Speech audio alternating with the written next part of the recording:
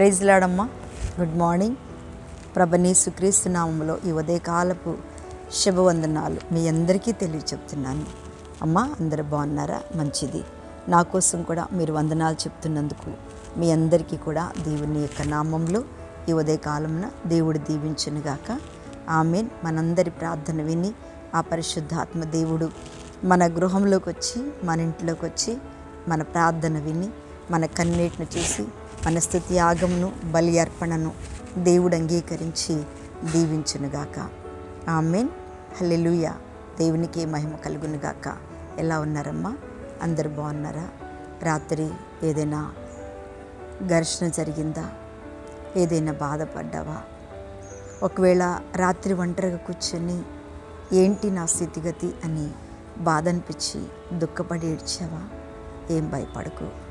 నాకు కూడా నిన్నటి దినమున ఎందుకో ఒంటరిగా కూర్చున్నప్పుడు బాగా ఏడుపు వచ్చింది. దేవా, ఎండనక వాననక చలి అనక నీ కొరకు కష్టపడుతుంటే తండ్రి, నిజంగా నాకెంతో ఆనందంగా ఉంది. ఏమి లేకపోయినా, డబ్బు లేకపోయినా, లేకపోతే తండ్రి ఏది లేకపోయినా, పరిశుద్ధాత్మ తండ్రివైన నీవు నాకు తోడుగా ఉన్నావు. నా ఒంటరి స్థితిలో, నా శ్రమ కాలంలో, నా శోధన కాలంలో ప్రభా నా చేతిని పట్టుకుని నడిపించావని నేను ఎంతో కృతజ్ఞతతో దేవుని సన్నిధిలో ఒక విషయం తలంచుకుని కన్నీరు ఆపలేకుండా కూర్చొని దేవుని దగ్గర ఏడుస్తూ ఉన్నాను. నువ్వు కూడా ఏడుస్తున్నావా అమ్మా? ఒకవేళ అయ్యా ఒంటరిగా కూర్చొని ఏడుస్తున్నావా? నీ కన్నీటిని తుడిచే దేవుడు అద్భుతమైన ఆశీర్వాదమును ప్రభువునికిచ్చే మంచి సమయం ఒక దినం వస్తుంది. ఏం భయపడవాకు. హల్లెలూయా. స్తోత్రం. అందరూ వదిలిపెట్టారని ఎవరి సహాయం అని ఎంతసేపు ఉంటుందమ్మా? దేవుని సహాయం అయితేనే మనకి స్థిరంగా నిలబడుతుంది. ఆ సహాయం కొరకు ఎదురు చూస్తున్న మనందరి జీవితంలో మనుషులు సహాయంగా ఉంటారు, మనుషులు సహాయం చేస్తారు. అది ఎంతవరకు ఉంటుంది? అది ఎంత అవుతుంది? కానీ దేవుడు చేయడం ప్రారంభిస్తే దానిని కొలతలేని ఆశీర్వాదాలు మన ప్రభుయేసు మనకి ఇవ్వబోతున్నాడు. ఆమేన్. ఈరోజు దేవుడు మనతో మాట్లాడుతున్న మాట యోహాను సువార్త 2వ అధ్యాయము 1-2 చదువుతున్నాను. 3వ దినమున గలిలయలోని కానా అను ఊరిలో ఒక వివాహము జరిగెను. యేసు తల్లి అక్కడ ఉండెను. యేసును ఆయన శిష్యులను ఆ వివాహమునకు పిలవబడేరి. దేవుడు ఈ కాలము వివాహాలు జరిగే కాలం కదా. మనకి ఈ ఉపవాస దినాలు అయిపోయిన వెంటనే ఎన్నో పెళ్ళిళ్ళు జరుగుతున్నాయి. ఈ కాలమే వివాహాల కాలం, ఈ కాలమే పెళ్ళిళ్ళు జరిగే కాలం. దేవుని బిడ్డలారా, ఎలాంటి వ్యక్తికైనా దేవుడు పరలోకంలో వివాహము నిర్ణయించే ఉంచుతాడు. వివాహము కాలేదు, వివాహము నాకు ఇక జరగదు అని ఎవరైనా ఎదురు చూసినట్టయితే అసలు బైబిల్ గ్రంథంలోనే ఆదికాండంలోనే వివాహమును దేవుడు ఏర్పాటు చేశాడు కదమ్మా. నిజంగా ఈ యొక్క వాక్యం వింటుంటే ఈ వివాహ సమయంలో ఒక వివాహమునకు యేసు ప్రభు పిలువబడ్డారు, ఆయన శిష్యులు పిలువబడ్డారు, ఆయన తల్లి అందరూ కూడా ఆయనతో కలిసి ఆ వివాహానికి వచ్చారు. ఆ వివాహంలో ఏం జరిగింది అంటే, ఆ దేవుడు వచ్చిన ఆ వివాహంలో ఆయన అనేకులు చూడటానికి వచ్చారట కదా. పిచ్చి పిచ్చి సేవకులు వస్తుంటేనే, పిచ్చి పిచ్చి సినిమా యాక్టర్లు వస్తుంటేనే, పిచ్చి పిచ్చి రాజకీయ నాయకులు వస్తుంటేనే, కోట్ల ప్రజలు వెంబడిస్తుంటే అద్భుతాలు చేసే అద్భుతకరుడు. ఆయన మాటలు, ఆయన చూపులు, ఆయన చేతులు, ఆయన యొక్క వస్త్రపు చెంగులో అద్భుతాలు జరుగుతున్న ఆయన చూడటానికి కొన్ని వేల ప్రజలు, లక్షల ప్రజలు వచ్చి ఉంటారు కదా.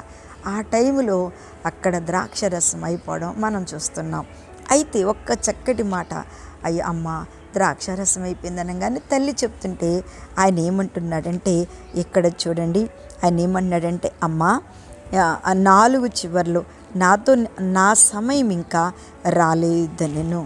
సమయం ఇంకా రాలేదు కదా. నీ వివాహం కోసం ఈ వాక్యం వింటున్న ఎంతోమంది బిడ్డలు ఈ వివాహ దినాలలో నాకు వివాహం జరగట్లేదు, నాకు వయసు అయిపోతుంది, లేకపోతే నాకు ఇంకా ఏజ్ వచ్చేస్తుంది, ఇంకా అందరూ ఎప్పుడు పెళ్ళిళ్ళు చేస్తావు అని బాధపడుతున్నారా నిన్ను? మనుషులు అలాగే అంటారు, కానీ మన చేతులు లేదు. అట్లని దేవుడు విడిచిపెట్టేవాడు కాదు. తప్పకుండా మన ఎముక, మన కుమార్తె వెముక ఎక్కడుందో, మన కుమారుడు కావలసిన కుమారుడు మనకి ఎక్కడున్నాడో, కావలసిన కుమార్తె మనకి ఎక్కడుందో తప్పకుండా దేవుడు ఈ సమయం వచ్చినప్పుడు కదండి ఆ వివాహంలోనికి ప్రభువైన యేసు ఉన్నాడు. యేసు ప్రభు వస్తాడు. ద్రాక్షారసం అయిపోయింది, కానీ అద్భుతం చేయడానికి ఒక సమయం ఉంది. ఎంతమంది తల్లులు తండ్రులు మా పిల్లలకి వివాహాలు జరగట్లేదు, ఈ సంవత్సరం కూడా అయిపోతుందేమో, ఈ సంవత్సరం కూడా మా బిడ్డలకి వివాహాలు జరగట్లేదు అని బాధపడుతున్నారా? బాధపడకమ్మా. ఎందుకంటే పుట్టించిన ఆ దేవుడు మన పిల్లలను ఒంటరిగా ఉండరు. ఎంతమంది పిల్లలు పెళ్ళిళ్ళు చేసుకుని ఒంటరి వారైపోయారు కదా. భర్తలు వదిలిపెట్టేసి, భార్యలు వదిలిపెట్టేసి, పిల్లలు ఒక దారి, తల్లిలు ఒక దారి, కుటుంబం అంతా చల్లా చెదరైపోతుంది. ఈ రోజులను బట్టి అసలు ఆ వివాహాలంటేనే భయం వేస్తున్నాయి. నిజంగా అత్తమామలు వేధిస్తున్నారు, తర్వాత భర్త వేధిస్తాడు, తర్వాత భార్య వేధిస్తుంది.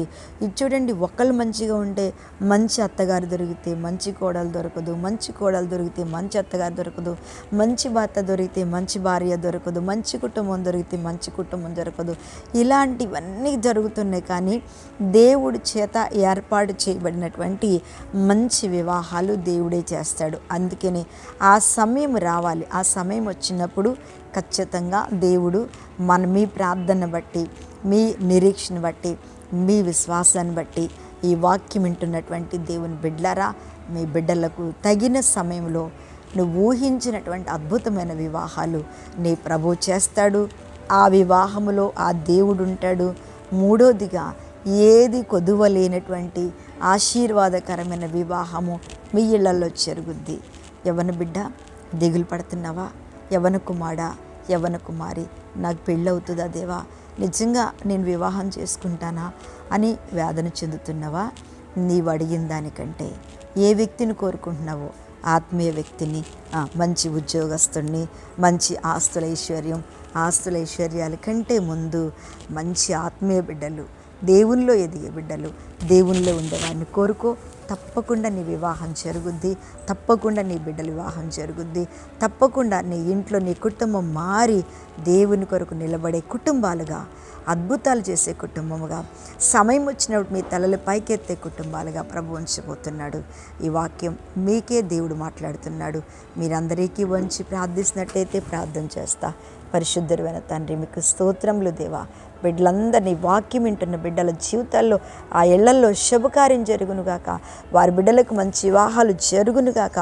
ఆగిపోయిన పెళ్ళిళ్ళు, ఆగిపోయిన కుటుంబాలు దేవుడు కట్టునుగాక అని ప్రార్థిస్తూ ప్రభువా, ఈ దినం ఎంతమంది ఏకీభవిస్తున్నారో వాళ్ళ భర్తలు మారాలి, భార్యలు మారాలి, విడిపోయిన కుటుంబాలు కట్టబడి ఆ సమయంలో వారిని నిలబెట్టుకుని తలపైకెత్తేటట్టుగా ఆశీర్వదించి దీవించమని యేసునామం అడుగుచున్నాను తండ్రి. ఆమేన్. ప్రైజ్ లార్డ్ అమ్మ. దేవుడు మిమ్మల్ని దీవించునుగాక. ఆమేన్.